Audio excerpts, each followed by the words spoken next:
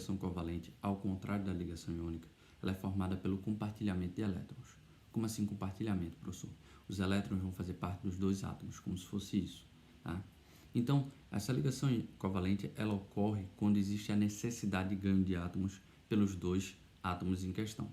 E aí, professor, quando é que isso daí vai ocorrer? Normalmente, a tua ligação covalente ela ocorre entre a metal com a metal, ou hidrogênio e a metal. No material de vocês, eu coloco uma exceção na qual eu tenho aí cobalto formando um íon complexo. E aí eu vou ter uma ligação covalente entre cobalto e a metais. Perceba que o cobalto ele é um metal.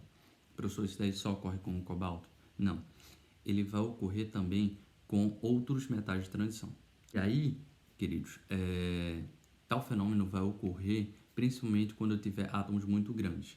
E como é que eu vou saber disso, professor? Eles vão ser indicados através da ligação covalente sendo um tracinho, que nem está no seu texto aí, no contextualizando. Aí, professor, o que eu vou ter em relação à minha ligação covalente? É importante você notar que a ligação covalente, ela pode ser uma covalente simples, na qual eu compartilho só 2 elétrons, pode ser uma covalente dupla, na qual eu compartilho 4 elétrons, ou pode ser uma covalente tripla, na qual eu compartilho 3 elétrons. E também existe a ideia da covalente dativa, na qual um átomo é que coloca os elétrons para serem compartilhados. O que seria essa estrutura de Lewis? Você irá representar os elétrons da camada de valência de cada átomo da tua molécula ou do teu íon, beleza? E aí você vai representar onde está cada tua ligação covalente. A estrutura de Lewis ela vai ser muito útil quando vocês estudarem geometria molecular. Então vamos fazer agora, como exemplo 1, a estrutura de Lewis do PCl3. Terminando a estrutura de Lewis do PCl3. A primeira coisa que você tem que determinar é quem é o átomo central. No caso, é o nosso fósforo. O fósforo, ele é de qual grupo? Ele é do grupo 15. Como ele é do grupo 15, ele possui 5 elétrons na camada de valência. Logo, você vai representar esse átomo com seus elétrons da camada de valência. Os elétrons podem ser representados por X ou por bolinhas. E aí, depois você vai representar os outros átomos. No caso aqui eu tenho 3 átomos de cloro, e o cloro é do grupo 17, logo ele tem 7 elétrons na camada de valência.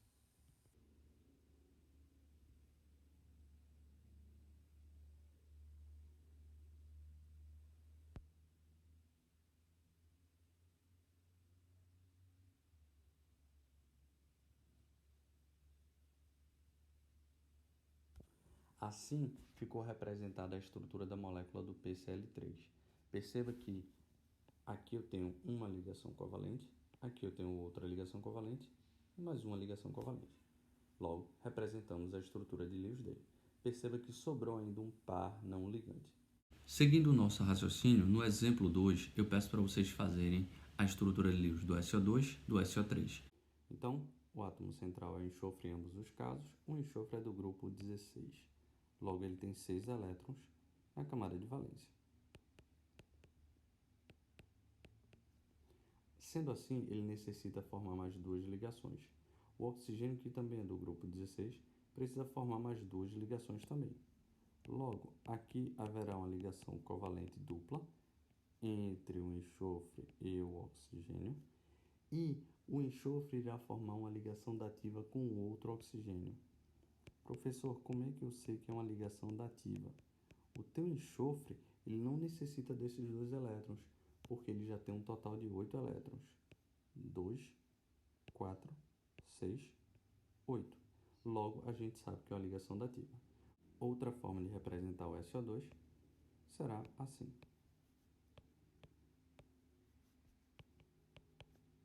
Perceba que a tua molécula ela não é simétrica. Isso daí vai ser muito útil quando vocês forem ver geometria molecular.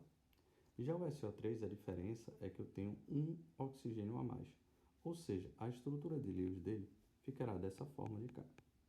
Perceba que aqui a gente tem 2 ligações dativas. Eu tenho essa e eu tenho essa. A estrutura do SO3 também pode ser representada dessa forma. Sendo assim, a tua ligação covalente ela pode dar origem a 2 tipos de compostos, os compostos moleculares e os compostos covalentes. Professor, como assim? Os compostos moleculares eles são feitos de moléculas. O que são moléculas? são entes químicos no qual eu tenho uma delimitação específica de quantos átomos eu vou ter de cada elemento que o constitui. Por exemplo, a água. A água é H2O. Eu tenho 2 átomos de hidrogênio e 1 de oxigênio. Já os compostos covalentes, eles são feitos por vários átomos ligados por ligações covalentes, mas sem uma pré-determinação da quantidade deles. Por exemplo, a gente tem o grafite. Nos compostos covalentes, você vai ter o fenômeno da alotropia, que vai ser estudado depois. Já nos teus compostos moleculares, toda a tua parte de propriedades será estudada de acordo com a sua polaridade e através das suas forças intermoleculares, que isso daí é assunto de um próximo capítulo. Então vamos para a nossa ligação metálica.